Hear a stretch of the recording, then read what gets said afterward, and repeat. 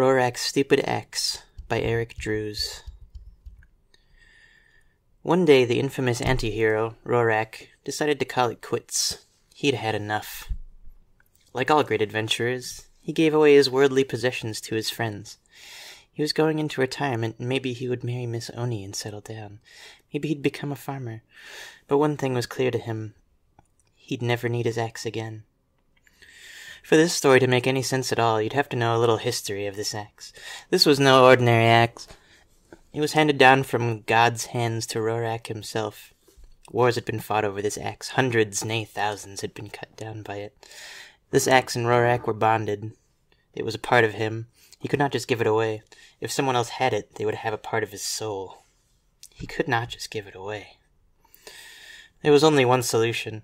In a small port town there was a well. This well, if legend's correct, was bottomless. So Rorac decided to throw his axe down the well. It was his axe, and he'd be damned if anyone else wielded it. By throwing it down the well, it would never be found again. Of course, his comrade and sword brother, Eisen, told him not to. He said, "Come on. You know you get bored of retirement. Don't be dumb. You'll regret throwing it in." Rorac shook his head and replied, "No, I am done for good. I'm positive I won't regret this." Eisen sighed and said, "Fine, I'll go with you." So the two traveled to the small town and found the small well of legend. I'm not sure if it can be called a well, because wells have water and this thing had nothing but the blackness of the void and oblivion. They arrived at the well and looked down.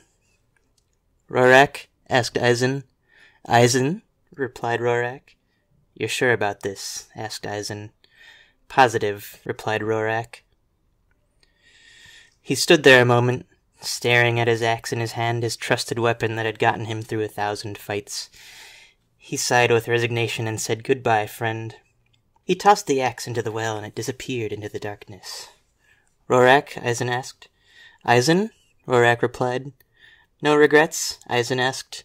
"None," replied Rorac. The two warriors stood at the well a moment looking down, waiting for a splash or some sound from the axe. There was nothing but silence as both peered down into the well, contemplating the situation. "Eisen?" asked Rorac. "Rorac," replied Eisen. "I have regrets," replied Rorac. Eisen sighed. "Too late now." "Maybe it's snagged or something?" Rorac asked. "Come on now, Rorac," Eisen shook his head. "I'm serious. Think about it," Rorac said. "No," Eisen said. A moment or two passed as the two stood there watching the darkness of the well, lost in deep thought. Finally, Eisen glanced up at Rorac. "Rorac," Eisen said. "Eisen? You might be right. Nothing is bottomless." "Hmm?" "Your axe. It's probably down at the bottom. We both know better than to believe this is a bottomless well. It's probably just a sound trick or something. So what are you thinking?" "I'm thinking we get some candles, some loot sacks, and some rope, and climb down the well. You can't be the only person to have thrown valuable stuff down there, so it'd never be found again. We'll climb to the bottom, get your axe, and whatever other treasure is down there." "Eisen. Rorac? That is brilliant."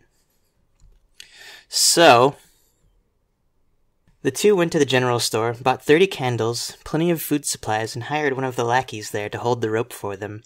They returned to the well with their help. "Listen," said Rorac to the lackey, "keep lowering rope down. We might be down there for days, weeks, months, even years, but do not stop lowering rope. If you stop, when I get back, I will cut off your leg. Do you hear me?" The lackey just nodded, petrified with fear.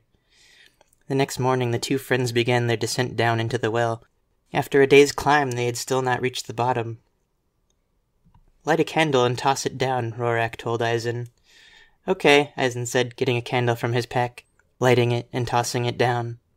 They both watched it fall down, down, down, down, until it faded into the darkness. No end in sight. "Eisen? Rorac? You think it really is bottomless?" "Nah." "Okay." They slept and woke up the next day and began to descend again. The light above them got dimmer and dimmer until they were in complete darkness. They had gone so far down the well they could no longer see the daylight coming down the hole. That night, or what they assumed was night, they tried another candle. Again there was no end in sight. This pattern repeated itself day after day until there was only a few candles left. Hungry, tired, and flat-out beat, Rorac and Eisen decided to take a break. Eisen went through his pack, checking their food and water supply. Rorac. Eisen? This is it. The point of no return.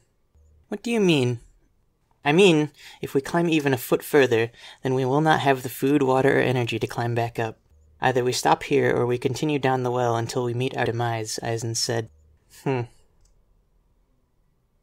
both paused a second, thinking, contemplating the possibilities. The silence and darkness around them was incredible. Eisen? Rorac? Want to keep going? Eisen paused for a moment. Just a moment. Then, in the darkness, he shrugged. Sure.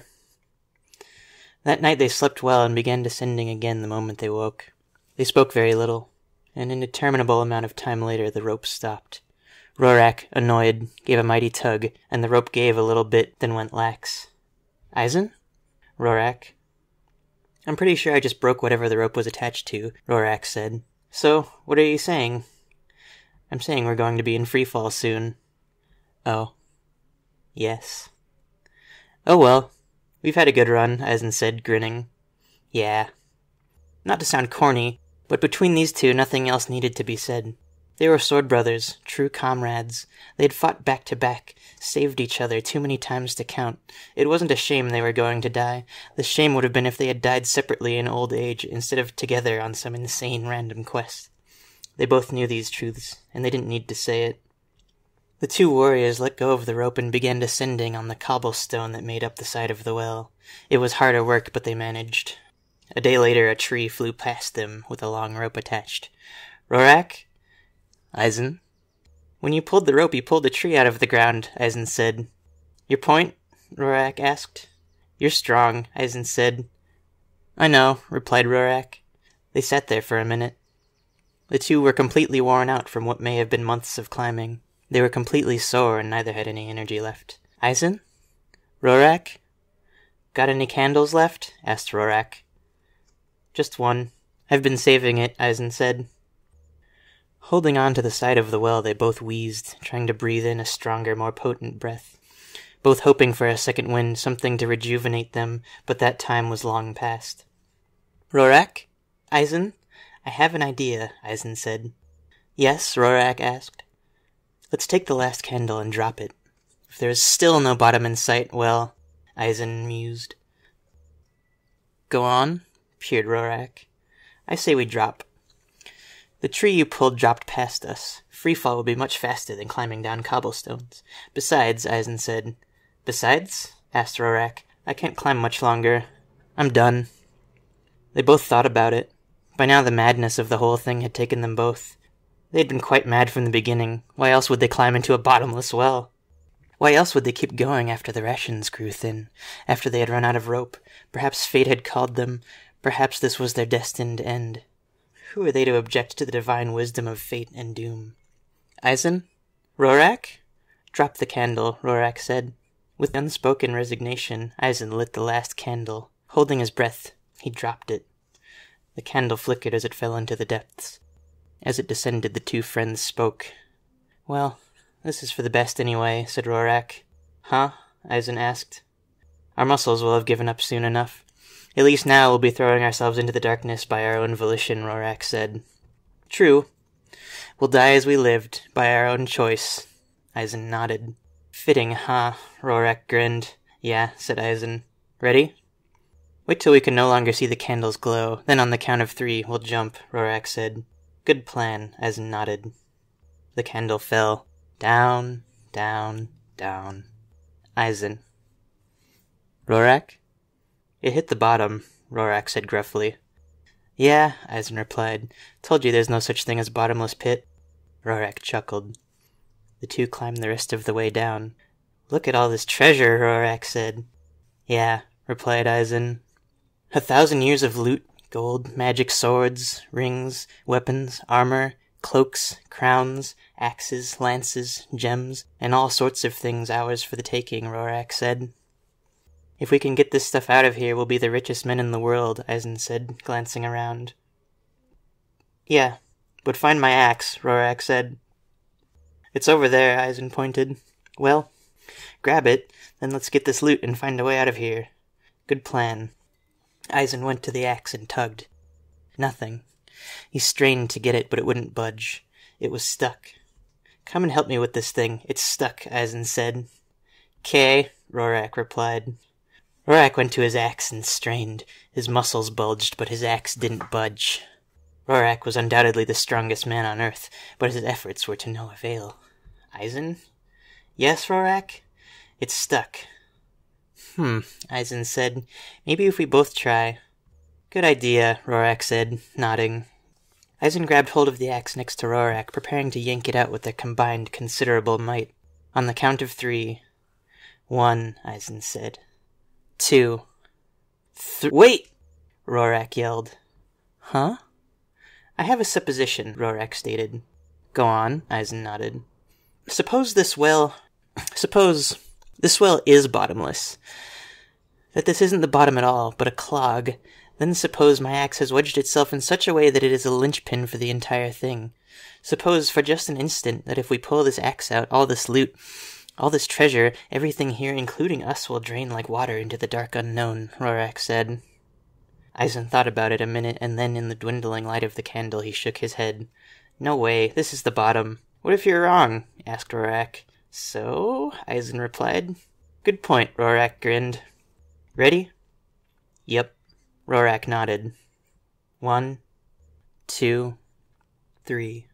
They tugged and tugged and tugged. With a pop, the axe flew out and up into the air, right into Rorac's waiting hands. Smooth. The two warriors looked at each other and grinned. A couple seconds passed before either said anything. Hey, Rorac? Yes, Eisen? Do you feel anything? Yeah, Eisen. The floor is moving. Rorac. Yeah? You were right. I know. Rorac nodding was the last thing Eisen saw as the candle was knocked over and flickered out. In the darkness, Rorac secured his axe and sat down. Eisen sat down across from him and started to snicker.